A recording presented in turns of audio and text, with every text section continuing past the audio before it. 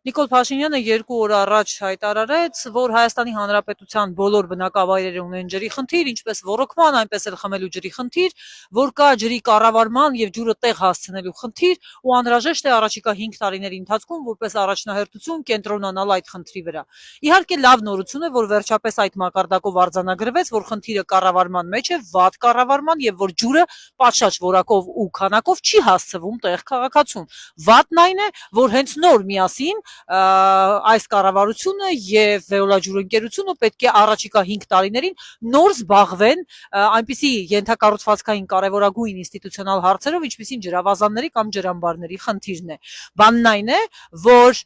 Veolia-ջուրընկերության կառավարման 10 եւ այս կառավարության կառավարման 8 տարիների ընթացքում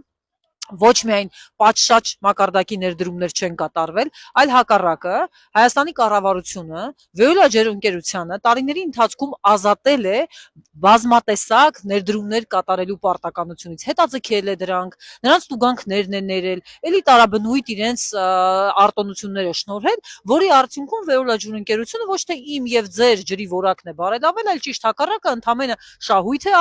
այսպես ասենք, գեներացրել միլիարդների եւ որևէ պատշաճ որակի ներդրում չի կատարել, ավելին ասեմ, նոր իրենք նախընտրական տրամաբանության մեջ են, ինչպես կառավարության ղեկավարը, քանդել են ինչ հնարավոր է, բոլոր խողովակները, որպեսզի ջրի ծավալ կրճատեն, թե ինչ էին անում վերջին 10 տարին անհասկանալի է, բայց ըստ էության նոր են որոշել զբաղվել այս հարցով։ Սա մի լուրջ խնդիր է, փաստացի ստացվում է անգործությունը վերջին 10 տարիների, նոր 5 տարում պետք է կոմպենսացնեն, ինչն